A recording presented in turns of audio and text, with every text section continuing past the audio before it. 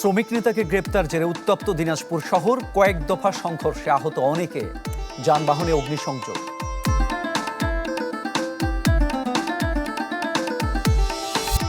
রংপুরে 4 খুনের ঘটনায় এবার ভিন্ন তথ্য দিল পুলিশ, আসামিদের সাথে জমি নিয়ে বিরোধের দাবি।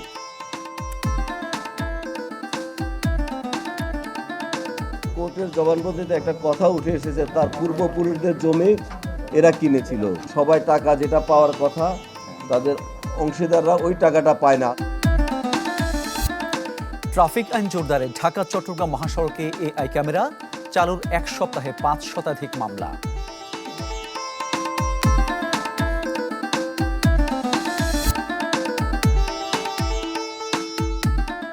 আমন্ত্রণ মেগা ডিজিটাল স্কেল দেশ 24-এ। আপনাদের সাথে আছি মামুন উর রশিদ। শিরোনাম শুনছিলেন, এবার জানাবো পুরো খবর। দিনাজপুরে শ্রমিক নেতাকে গ্রেপ্তারের জেরে দুপক্ষের কয়েক দফা সংঘর্ষে অন্তত 15 জন আহত হয়েছেন, আর আগুন দেয়া হয় যানবাহনে। সড়ক অবরোধের কারণে জেলার সাথে সারা দেশের যান চলাচল এখনও বন্ধ রয়েছে। জানা যায়, সকালে কোতোয়ালি থানা ঘেরাও করে বিক্ষোভ শুরু করেন শ্রমিকরা। এক পর্যায়ে থানার ভেতরে শ্রমিকদের দুপক্ষের মধ্যে সংঘর্ষ বাঁধে, এতে বেশ কয়েকজন আহত হন। পরে পুলিশ তাদের সরিয়ে দেয়। দুপুরে গ্রেপ্তার শ্রমিক নেতা শেখ বাদশাকে থানা থেকে বের করে নেওয়ার সময় ফের সংঘর্ষ বাঁধে, এতে বেশ কয়েকজন আহত হন। সড়কে থাকা বাস ও মোটরসাইকেলে আগুন দেয় বিক্ষুব্ধরা। পরে পুলিশ পরিস্থিতি নিয়ন্ত্রণে আনে। শ্রমিক নেতা শেখ বাদশাকে গ্রেপ্তার প্রতিবাদে ভোর থেকে বিভিন্ন সড়ক অবরোধের কারণে জেলার সাথে সব রুটে যান চলাচল বন্ধ রয়েছে, এতে দুর্ভোগে পড়েছেন যাত্রীরা। পুলিশ জানায়, আগের একটি মামলায় বুধবার রাতে গ্রেপ্তার করা হয় শেখ বাদশাকে। ওনাকে ভোট করতে দিবে না, ওনার বিপক্ষরা ষড়যন্ত্র করে আমার হাজবেন্ডকে গতকালকে বগুড়া থেকে ডিবি দিয়ে তুলে নিয়ে আসা হয়েছে। এরা বিএনপির নাম ভাইয়া বিভিন্ন রকম চাঁদাবাজি, সন্ত্রাসী, মাদক ব্যবসায়ী, এরা এগুলোর মধ্যে তারা জড়িত। মেহনতি শ্রমিক যাকে পছন্দ করবে, সে কোন ব্যক্তিগত পর্যায়ে দল করুক এটা আমরা জানি না, জানতেও চাই না। ভোটের মাধ্যমে যাকে নির্বাচন করবে সেই আসবে। দিনাজপুরে মোটর বাস শ্রমিক ইউনিয়ন নেতাকে আটকের প্রতিবাদে সড়ক অবরোধ করে বিক্ষোভ চলছে, এতে বন্ধ হয়ে গেছে দিনাজপুরের সাথে সারা দেশের যান চলাচল। এই বিষয়ে সবশেষ খবর জানাতে চাই, আমাদের সঙ্গে যোগ দিচ্ছেন সহকর্মী বিপুল সরকার সানি। সানি, দিনাজপুরের সবশেষ পরিস্থিতি আমাদের জানাবেন। আরেকটা বিষয় আপনার কাছে জানতে চাই, শ্রমিক নেতাকে গ্রেপ্তারের পর কি কারণে হঠাৎ পরিস্থিতি এতটা উত্তপ্ত হয়ে উঠল?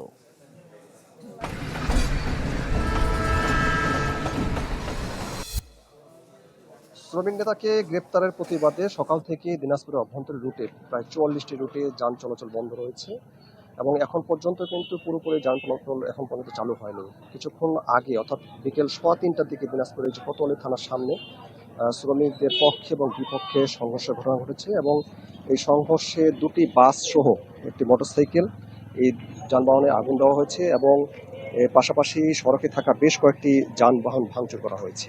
আমাদেরকে শ্রমিক যারা এখানে আন্দোলনরত ছিলেন তারা যেটা আমাদেরকে জানিয়েছেন যে আসলে শেখ বাদশাকে গতকাল রাত্রে গ্রেপ্তার করা হয় এবং তাকে গ্রেপ্তার করা হয়েছে। তাদের অভিযোগ যে সামনে মোটর শ্রমিক ইউনিয়নের একটি নির্বাচন রয়েছে, ত্রিবার্ষিক নির্বাচন। এই নির্বাচনে সাধারণ সম্পাদক পদপ্রার্থী তিনি, মূলত সাধারণ সম্পাদক পদপ্রার্থী হওয়ার কারণে তাকে গ্রেপ্তার করা হয়েছে এমন অভিযোগ কিন্তু তারা করেছেন এবং তাকে ছেড়ে দেওয়ার জন্য এবং গ্রেপ্তারের প্রতিবাদে সকাল থেকে দিনাজপুরের অভ্যন্তরীণ রোডগুলোতে যানবাহন চলাচল বন্ধ রেখেছিল। যানবাহনগুলো রাস্তার আড়াআড়ি ভাবে রেখে চলাচল বন্ধ করে দিয়েছিল এবং সকাল 11টার দিকে এখানে দিনাজপুর কোতোয়ালি থানার সামনে, কোতোয়ালি থানার ভিতরে শ্রমিকদের পক্ষে এবং বিপক্ষে সংঘর্ষের ঘটনা ঘটে। সেখানে কিন্তু 5 থেকে 7 জন আহত হয় এবং বিকেলবেলা 3:15টার দিকে যখন শ্রমিক নেতাকে থানা থেকে বের করা হয়, ঠিক সেই সময় আবারও সংঘর্ষ বাধে এবং এই সংঘর্ষে পক্ষে বিপক্ষে বেশ কয়েকজন আহত হয় এবং এখানে যারা যখন হামলা হয়েছিল তখন কিন্তু বেশ কয়েকজন রক্তাক্ত হয়েছে এবং বিকেলে এই শ্রমিক নেতাকে আদালতে তোলা হয়েছে। পুলিশ আমাদেরকে যেটি জানিয়েছে যে এই শ্রমিক নেতার বিরুদ্ধে আগের একটি মামলা রয়েছে, সেই মামলায় তাকে গ্রেপ্তার করা হয়েছে। যদিও শ্রমিক যে সাধারণ শ্রমিকরা তারা যে দাবিটা জানিয়ে আসছিলেন যে তাকে আসলে মূলত নির্বাচনকে কেন্দ্র করে নির্বাচনে তিনি যাতে প্রার্থী না হতে পারেন তার জন্য তাকে গ্রেপ্তার করা হয়েছে। এবং আমি যদি আপনাকে যাত্রীদের দুর্ভোগের বিষয়টা একটু বলি, যে সকাল থেকেই যানবাহন যেহেতু বন্ধ ছিল, মোটামুটিভাবে দিনাজপুর থেকে ঢাকা সহ সারা দেশে যোগাযোগ প্রায় বিচ্ছিন্ন। এখান থেকে কোনো যানবাহন দিনাজপুর থেকে ছেড়ে যায়নি, ফলে এখানে যারা সাধারণ যাত্রী তারা কিন্তু চরম ভোগান্তির মধ্যে পড়ছেন। শুধুমাত্র দূরপাল্লার যে যানবাহন সেগুলো নয়, অভ্যন্তরীণ যে রুটগুলো রয়েছে সেই রুটগুলোতে যানবাহন চলাচল বন্ধ ছিল, ফলে যাত্রী সাধারণের দুর্ভোগ পোহাতে হয়েছে। এবং জেলা শহরে যে ছোট ছোট যানবাহনগুলো ছিল, অর্থাৎ অটো, বাইক কিংবা মোটরসাইকেল কিংবা ছোটখাটো ট্যাক্সি, সেগুলো কিন্তু যান চলাচল একেবারে বন্ধ হয়ে গেছিল। এবং মোটামুটিভাবে কিছুক্ষণ আগে এই ধাওয়া পাল্টা দেওয়ার পর রাস্তা থেকে বেশ কয়েকটি যানবাহন সরে যাওয়ার পরে কিছু জায়গায় সাময়িকভাবে যান চলাচল শুরু হয়েছে। মামুন। ধন্যবাদ আপনাকে। দিনাজপুর থেকে জানাচ্ছিলেন সহকর্মী বিপুল সরকার সানি। রংপুরে 4 হত্যা মামলায় পুলিশের কাছে দেওয়া আসামিদের জবানবন্দির সাথে মিলছে না আদালতের জবানবন্দি। সকালে সংবাদ সম্মেলনে রংপুর মেট্রোপলিটন পুলিশ কমিশনার দাবি করেন, রাতে হত্যার কথা বলা হলেও আদালতে আসামিরা বলেছে ভোরে হত্যাকাণ্ডটি হয়েছে। আসামিদের সাথে জমিজমা ও জাতপাত নিয়ে গণপতি চক্রবর্তীর সাথে বিরোধ ছিল, তবে মরদেহে কোনো ধর্ষণের আলামত পাওয়া যায়নি। এছাড়াও গ্রেপ্তার সিদ্ধার্থ ও মুগ্ধ দাসের ডিএনএ সংগ্রহ এবং ডোপ টেস্ট করার কথাও জানানো হয়। এদিকে রংপুরে নিহত গণপতি চক্রবর্তীর বাড়ির ছাদ পানি দিয়ে ধুয়ে আলামত ধ্বংসের অভিযোগ উঠেছে। যদিও পুলিশ বলছে ভুলবশত সুইচ চাপায় মোটর চালু হয়ে পরে ট্যাঙ্ক উপচে পানি পড়ে।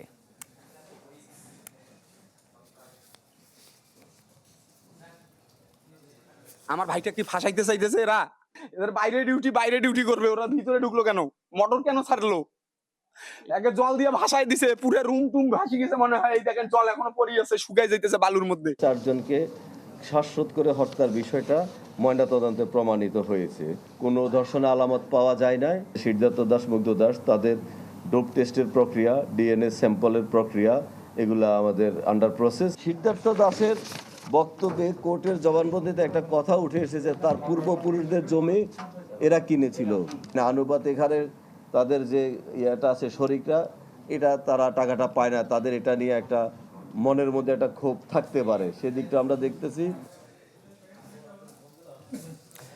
সৌদি আরবের রিয়াদে অগ্নিকাণ্ডে নিহত নওগাঁর 12 জনের মধ্যে 7 জনের মরদেহ আজ দেশে পৌঁছানোর কথা রয়েছে। এর মধ্যে দাফন কার্যক্রম সম্পন্ন করতে প্রস্তুতি নিয়েছেন আত্রাই উপজেলা প্রশাসন। এ বিষয়ে আরো খবর জানাতে চাই আপনাদের। সরাসরি যোগ দিচ্ছেন সহকর্মী হারুন ও রশিদ চৌধুরী। হারুন, মরদেহ কয়টা নাগাদ বাড়ি পৌঁছাতে পারে? দাফন প্রস্তুতি কেমন চলছে?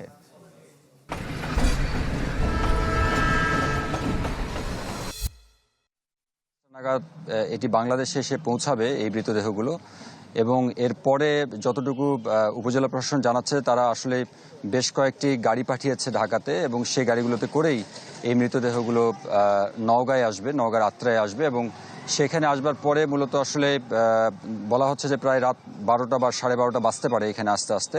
এবং এরপরে আগামীকাল সকাল 10টায় আত্রায়ের যে মোল্লা আজাদ মেমোরিয়াল কলেজ আছে, সেই কলেজ মাঠে আসলে তাদের জানাজা অনুষ্ঠিত হবে বলে এখানকার উপজেলা প্রশাসন তারা জানিয়েছে। অর্থাৎ এই 7 জনেরই এক জায়গায় জানাজা করা হবে, তেমনটাই বলা হয়েছে। এবং সেইখানে যারা পরিবারের লোকজন আছেন তারা উপস্থিত থাকবেন। জানাজা শেষে অন্যান্য যে আনুষ্ঠানিকতাগুলো আছে সেগুলো শেষ করে পরিবারের কাছে যে মৃতদেহগুলো আছে সেগুলো হস্তান্তর করা হবে। এদিকে আপনি জানেন যে এটি আসলে যেহেতু খুবই গুরুত্বপূর্ণ একটি ঘটনা, প্রত্যেকটি পরিবারে তাদের একদমই টকবগে যুবক সন্তানকে হারিয়েছেন, একমাত্র উপার্জনক্ষম ব্যক্তিকে হারিয়েছেন। সেই জায়গা থেকে সে পরিবারগুলোতে আবারও কিন্তু শোকের মাতম চলছে, কান্নায় ভেঙে পড়ছেন বারবার করে, এমনটাই আমরা জেনেছি।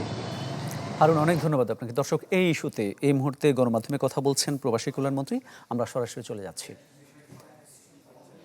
স্বরাষ্ট্র মন্ত্রণালয়ের মাননীয় প্রতিমন্ত্রী শামা ওয়াহেদ এবং সৌদি এম্বাসির ডেপুটি অ্যাম্বাসেডর, আমাদের মন্ত্রণালয়ের সচিব, ডিজি সহ অন্যান্য সরকারি কর্মকর্তারা এবং সিভিল এভিয়েশনের ডাইরেক্টর অপারেশন সহ সবাই উপস্থিত আছেন। ধন্যবাদ। আসসালামু আলাইকুম।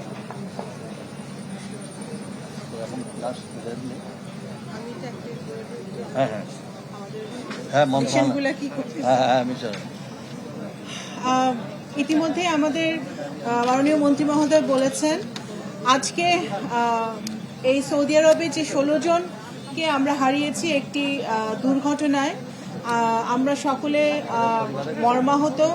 আমরা আল্লাহর মাগফিরাত কামনা করছি, আল্লাহ যেন ওনাদেরকে বেহেশত নসিব করেন। আজকে আমরা 9 জনকে আনতে সক্ষম হয়েছি। আমি প্রথমে আমাদের পররাষ্ট্র মন্ত্রণালয়ে যারা সৌদি দূতাবাসে যারা কর্মরত আছেন তারা সকলে কাজ করেছেন। আমাদের মন্ত্রণালয়ে ঢাকায় সকল কর্মকর্তারা কাজ করেছেন যে যত শীঘ্রই সম্ভব আমরা এই আমাদের ভাইরা যারা চলে গেছে আমাদেরকে তাদেরকে আমরা ফিরিয়ে আনতে পারি। আমি সৌদি সরকারকে ধন্যবাদ জানাতে চাই যে সৌদি সরকার সব রকম সহযোগিতা আমাদেরকে করেছেন। এখানে এমবাসির প্রতিনিধিও আজকে উপস্থিত আছে যে আমাদের ভাইদেরকে ডেড বডি আমরা শীঘ্রই আনতে পারি। আপনাদেরকে বলে রাখতে চাই যে আরো 7 জনের ডেড বডি এখনো আনা বাকি আছে।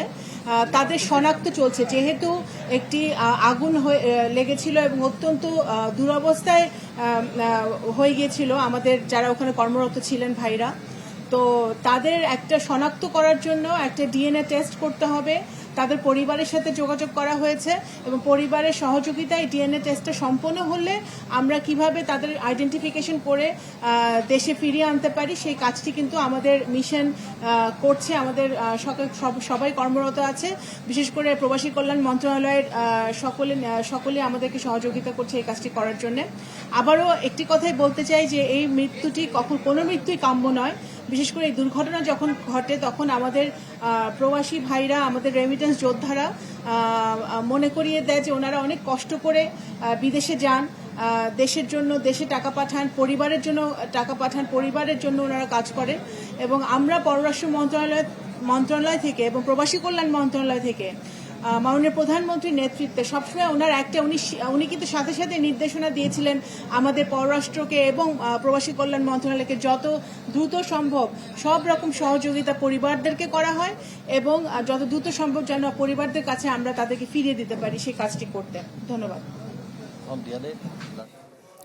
সৌদি আরবে অগ্নিকাণ্ডে নিহত 9 বাংলাদেশের মরদেহ দেশে আনা হচ্ছে আজ। এই নিয়ে ব্রিফ করছিলেন পররাষ্ট্র প্রতিমন্ত্রী এবং প্রবাসী কল্যাণমন্ত্রী। আমরা বিমানবন্দর থেকে দেখছিলাম সরাসরি। খবরের পর প্রসঙ্গে যাচ্ছি। চালুর প্রথম এক সপ্তাহে 5 শতাধিক মামলা। ঢাকা চট্টগ্রাম মহাসড়কে এআই ক্যামেরায় ধরা পড়ছে একের পর এক অনিয়ম। তবে ধীরে ধীরে সচেতনতা বাড়ছে চালকদের। নিরাপদ মহাসড়কের জন্য হাইওয়ে পুলিশের তৎপরতা বাড়ানোর দাবি তাদের। জাহিদুর রহমানের তথ্য ও ছবিতে ডেস্ক রিপোর্ট। বেপরোয়া গতি, উল্টো পথে চলা কিংবা অবৈধ পার্কিং, ঢাকা চট্টগ্রাম মহাসড়কে এসব অনিয়ম ধরতে নির্ভর করতে হতো পুলিশের সরাসরি নজরদারির উপর। সেখানেই এখন যুক্ত হয়েছে কৃত্রিম বুদ্ধিমত্তা।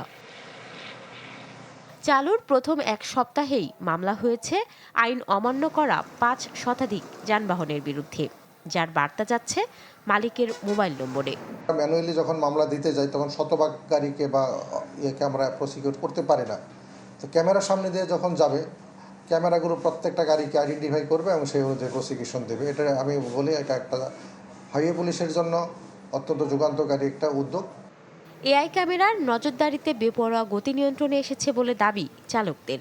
তাদের চাওয়া মহাসড়কে 3 হুইলার ও সিএনজি চলাচল বন্ধের পাশাপাশি অদক্ষ ড্রাইভারদের বিরুদ্ধেও ব্যবস্থা নেয়ার। এআই ক্যামেরা দেওয়ার পর 80-র নিচে থাকে গাড়ি, 80-র উপরে ওঠে না। তখন ব্রেক করলে গাড়ি ব্রেক হয়, গাড়ি কন্ট্রোল হয়, কারো কোনো ক্ষতি হয় না। জরিমানা হইলে তো এটা আপনার সঠিক হইব। যখন আমি জরিমানা দেবো আজকে, কালকে আমি নিয়ন্ত্রণ হয়ে যাব। যাত্রীরা বলছেন প্রযুক্তির নজরদারিতে কমবে মহাসড়কের অনিয়ম, নিয়ন্ত্রণে আসবে অবৈধ পার্কিং ও যানজট। এআই ক্যামেরা মানেই হচ্ছে কি আপনার ক্রাইম কমে যাবে, ডাকাতের ভয় কমে যাবে। এটা আমাদের জন্য অনেক ভালো কিছু। বেপরোয়াভাবে গাড়ি চলে যায়, সেটা মানুষের চোখ ফাঁকি দেওয়া যায়, কিন্তু এর চোখ ফাঁকি দেওয়া যাবে না। এতে আমার মনে হয় যে অনেক দুর্ঘটনাই লাঘব হবে। তবে রাতের আধারে ডাকাতির ঝুঁকি থাকায় এআই ক্যামেরার পাশাপাশি হাইওয়ে পুলিশের টহল ও জনবল বাড়ানোর দাবি পরিবহন মালিকদের। ইদানিংকালে রাস্তায় কুমিল্লা থেকে দাউদকান্দির মধ্যে ডাকাতি হচ্ছে। হাইওয়েতে পুলিশ আরও যদি বাড়ানো যায় তাহলে পরে আমাদের সব বিষয়ে আমরা নিরাপদ থাকব। প্রযুক্তির মাধ্যমে আইন প্রয়োগে যেন কোনো চালক হয়রানির শিকার না হন, সেই পরামর্শ নাগরিক সমাজের। একই সাথে পরামর্শ নিশ্চিত করতে হবে ক্যামেরার নিরাপত্তাও। ইচ্ছাকৃতভাবে কাউকে যাতে হয়রানি না করা সেদিকে লক্ষ্য রেখে আইনানুগ ব্যবস্থা গ্রহণ করা হোক এবং এই ক্যামেরা চালু রাখা উদ্যোগটা যেটা অব্যাহত থাকে। যাত্রাবাড়ি থেকে চট্টগ্রাম সিটি গেট পর্যন্ত প্রায় 250 কিলোমিটার সড়কে বসানো হয়েছে 1427টি এআই ক্যামেরা, যার মধ্যে কুমিল্লার 104 কিলোমিটারে রয়েছে 199টি।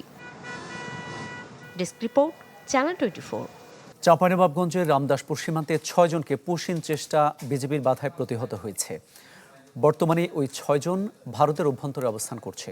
স্থানীয়রা জানায় ভোরে সীমান্তের 216 নম্বর পিলার দিয়ে 6 জনকে বাংলাদেশে ঠেলে পাঠাতে যায় ভারতের বিএসএফ। বিষয়টি জানার পর ঘটনাস্থলে গিয়ে বাধা দেয় বিজিবি। এরপর তাদের শূন্যরেখা থেকে ভারতের অভ্যন্তরে ফিরিয়ে নেওয়া হয়। বিজিবি 16 ব্যাটালিয়নের অধিনায়ক লেফটেন্যান্ট কর্নেল আরিফুল ইসলাম মাসুম জানান, বিষয়টি নিয়ে পতাকা বৈঠকের জন্য বিএসএফকে প্রস্তাব দেওয়া হয়েছে।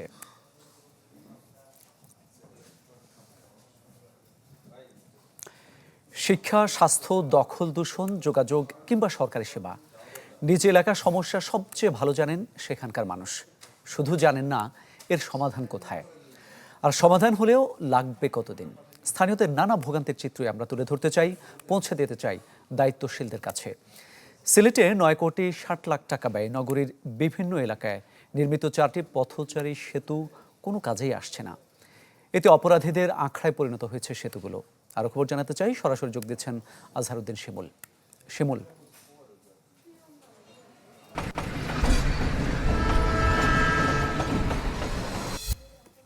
পদচারী সেতুতে অবস্থান করছি। আপনি যেটা শুরুতেই বললেন, সিলেটে কিন্তু 2016 সাল থেকে 23 সাল পর্যন্ত মোট 4টি পদচারী সেতু আগের যে সরকার তারা নির্মাণের উদ্যোগ নেয় এবং সেগুলো নির্মাণ ব্যয় হয়েছে 9 কোটি 60 লাখ টাকার মতো। কিন্তু এসব সেতু নির্মাণের পরপরই দেখা দিয়েছে আসলে কেউ এগুলো ব্যবহার করেন না, এবং এসব ব্যবহার করার না ফলে কিন্তু অনেক ধরনের আসলে অপরাধ প্রবণতা তৈরি হয়েছে এইসব সেতুতে। এবং আমরা এখানে প্রায় আধা ঘন্টা ধরে অবস্থান করছি। আমরা এখন পর্যন্ত আসলে তেমন কাউকে এই পদচারী সেতু দিয়ে আসলে পার হয়ে অন্যদিকে রাস্তা পার হবেন সেটা আমরা দেখিনি। শুধু এই পদচারী সেতু না, সিলেটের আরও 3টি রয়েছে। সেগুলো হচ্ছে শাহজালাল বিজ্ঞান ও প্রযুক্তি বিশ্ববিদ্যালয়ের মূল ফটকের সামনে এবং একটি এমসি কলেজের সামনে এবং অন্যটি নগরীর হুমায়ুন রশিদ চত্বর। আমরা অনেক নাগরিকদের এখানে পেয়েছি, একটু জানার চেষ্টা করব যে আসলে আপনি তো দীর্ঘদিন ধরে এই শহরে বসবাস করছেন, নিশ্চয়ই দেখছেন যে এই যে পদচারী সেতুগুলো এগুলো আসলে কাজে আসছে না কেন? আসলে প্রথমত হচ্ছে এই জিনিসগুলো কিন্তু আসলে পরিকল্পনার অভাব, অপরিকল্পিত একটা জিনিস এখানে স্থাপন করা হয়েছে। আপনি দেখেন এখান থেকে এখানে ডিস্টেন্স কিন্তু মাত্র 30 সেকেন্ডের। আমরা দেখেছি, আমরা যেহেতু নিরাপদ সড়ক নিয়ে কাজ করি, আমরা দেখেছি পথচারীদের মধ্যে ফুট ওভারব্রিজ ইউজ করার প্রবণতা খুবই কম। তার মধ্যে এই শহরের একটা প্রাণকেন্দ্রে সিলেট কিন্তু খুব ছোট একটা শহর, পরিকল্পনা ছাড়া অবশ্যই পরিকল্পনা ছাড়া ব্যয় করা হয়েছে। এবং এইটা যদি খুলে অন্যখানে, যেমন কদমতলী পয়েন্ট যেখানে যে আন্তজেলা বাসগুলো চলে, ওইখানে কিন্তু দুর্ঘটনার প্রবণতা বেশি, রাস্তা অনেক বড়, ওইখানে লাগানো যেত তাহলে কিন্তু সফলতা ভোগ করা যেত। অনেক ধন্যবাদ আপনাকে। আমরা আরেকজনকে পেয়েছি, একটু জানতে চাইবো যে আপনি তো বয়সে তরুণ, আপনি কি কখনো আসলে পদচারী সেতু ব্যবহার করেছেন? না দেখুন, এটি আসলে আমাদের জন্য এখন গলার কাটাই বলতে হবে যে 960 কোটি টাকা দিয়ে এই 4টি প্রকল্প করা হয়েছে, যেটি আসলে একেবারে বৃথা আমরা বলবো। এখানে আসলে এই যে রাস্তাটি দেখছেন একেবারে সরু রাস্তা, যেখানে 30 সেকেন্ড থেকে 25 থেকে 30 সেকেন্ড লাগছে তার পার হতে, সেই জায়গাতে তিনি কেন আসলে ফুটওভার ব্রিজটি ব্যবহার করবে, কেন তিনি এটা দিয়ে উঠে আরও 5 মিনিট সময় ধরে আসলে তিনি সেখানে যাবে। এটি আমাদের কাছে মনে হচ্ছে যে বিগত সরকারের একটি কল্পিত একটি প্রকল্প, যেটিতে আসলে বর্তমান সরকার, আমরা মনে করি যে এই বর্তমান সরকার এই প্রকল্পগুলোতে তারা একটু নজর দেওয়া সময় এসেছে। কেননা করণীয় বলে আপনি মনে করেন? এগুলো আসলে যেহেতু কোনো কাজেই আসছে না, সেহেতু এগুলো রেখে এখানে রাখাটাও আসলে আমরা মনে করি না যুক্তি দরকার। এখানে আপনার সবচাইতে বড় যে বিষয়টি হচ্ছে, এখানে সন্ধ্যার পরে মাদক কারবারিদের আস্তানা হিসেবে আসলে এটি গড়ে উঠেছে এবং ছিনতাইকারী পকেটমারদের আস্তানা হিসেবে এটি পরিচিত হয়েছে। তো সেই জায়গা থেকে আসলে আমরা নাগরিক হিসেবে চাবো এ ধরনের প্রকল্প আসলে সরিয়ে ফেলাটাই ভালো।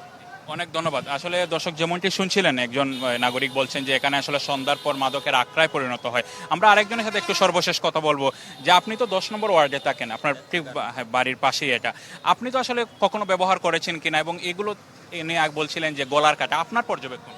আসলে এটি গলার কাটা এই কারণে বললাম যে একটা প্রজেক্ট যখন বাস্তবায়ন হবে তার আগে হচ্ছে ফিজিবিলিটি স্টাডিটা খুব দরকার ছিল।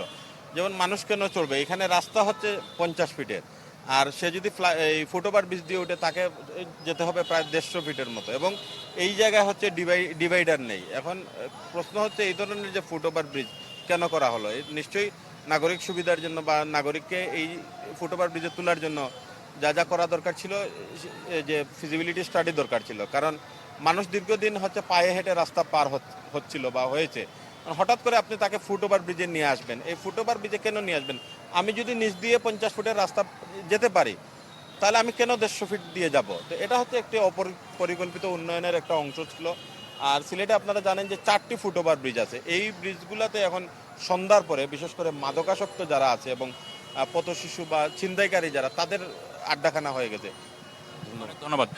দর্শক, আসলে যেমনটি শুনছিলেন, এখানে যারা আসলে নাগরিকরা রয়েছেন তারা বলছেন যে আসলে এই যে 4টি সেতু, পদচারী সেতু, সেগুলো আসলে গলার কাটায় পরিণত হয়েছে এবং তারা বলছেন অতি সত্বর যে জায়গা আসলে প্রয়োজন, যেগুলো আসলে খুবই প্রয়োজন, সে জায়গায় যাতে এই ফুটওভার ব্রিজগুলো আসলে স্থানান্তরিত করা হয়, সেই দাবি তারা জানিয়েছেন। তো মামুন, আমার কাছে এই ছিল সিলেট থেকে সবশেষ। ধন্যবাদ। সিলেট থেকে জানাচ্ছিলেন সহকর্মী আজহারউদ্দিন শিমুল। খবরের পর প্রসঙ্গে যাচ্ছি। ফরিদপুর ও মাগুরে আলাদা দুর্ঘটনায় 3 মোটরসাইকেল আরোহীর মৃত্যু হয়েছে। সকালে ফরিদপুরে ভাঙ্গায় হাইওয়ে এক্সপ্রেসওয়েতে গোল্ডেন লাইনের একটি বাস মোটরসাইকেলকে পেছন থেকে ধাক্কা দেয়। এতে ছিটকে পড়ে গুরুতর জখম হন রাতুল সর্দার ও রাজু মাতুব্বর। পরে তাদের উদ্ধার করে হাসপাতালে নেওয়া হলে বাঁচানো যায়নি। মাগুরায় রামনগর বাজারে ট্রাকের ধাক্কায় শফিক আহমেদ নামে এক মোটরসাইকেল আরোহীর মৃত্যু হয়েছে। এছাড়াও গোপালগঞ্জের চরবরফা গ্রামে কৃষি জমিতে বৈদ্যুতিক মোটর দিয়ে পানি দিতে গিয়ে এনায়েত খাঁ ও তার ছেলে মেহেদির মৃত্যু হয়েছে। গাইবান্ধায় নদী থেকে অবাধে তোলা হচ্ছে কোটি টাকার বালু, ফলে হুমকিতে পড়েছে নদী পাড়ের বাসিন্দারা। এ নিয়ে আগ্রহ খবর জানাতে চাই, সরাসরি যোগ দিচ্ছেন আসাদুজ্জামান মামুন। মামুন,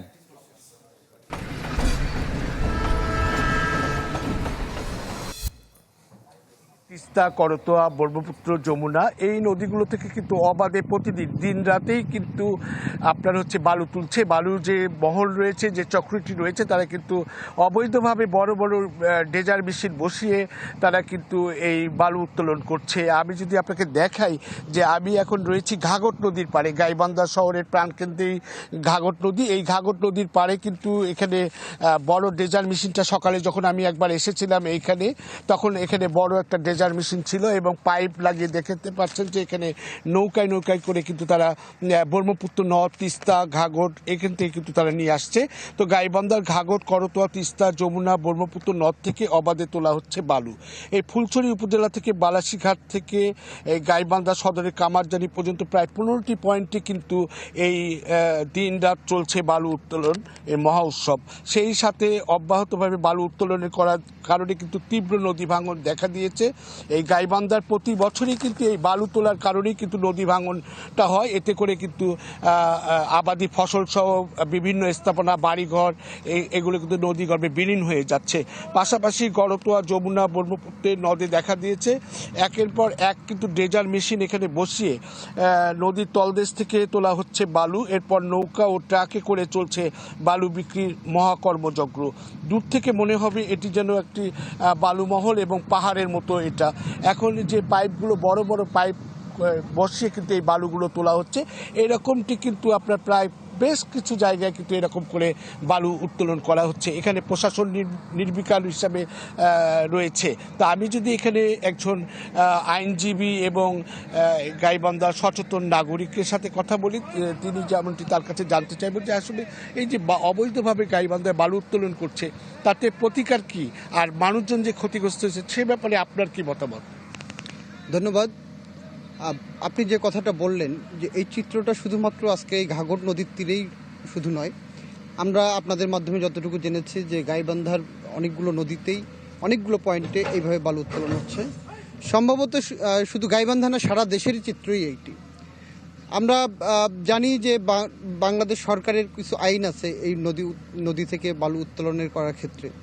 সেক্ষেত্রে ডিসি সাহেব তার একটা কমিটি আছে, সেই কমিটির ব্যবস্থাপনার মাধ্যমে ভূমি মন্ত্রণালয়ের অনুমোদন, এর বাইরে যে কর্তৃপক্ষগুলো আছে তাদের অনুমতি সাপেক্ষে এখানে বালু উত্তোলন করা যেতে পারে।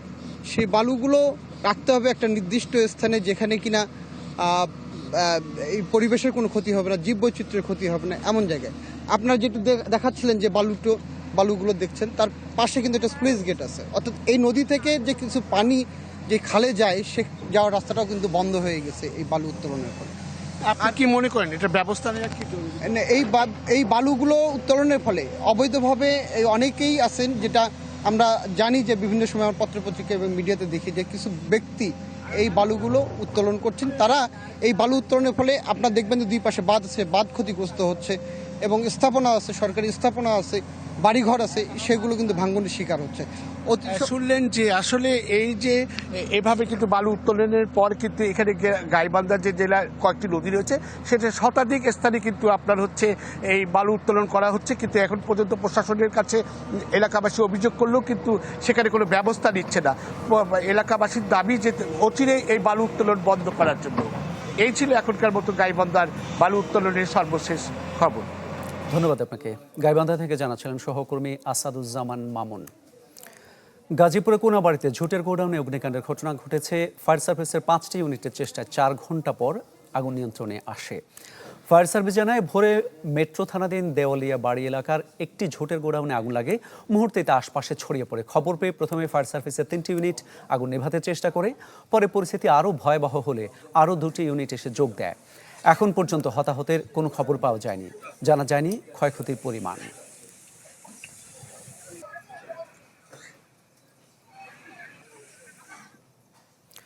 স্থলবন্দর দিয়ে পণ্য আমদানি রপ্তানি নিষেধাজ্ঞার ফলে চাঁপাইনবাবগঞ্জ স্থলবন্দরে কমেছে কার্যক্রম।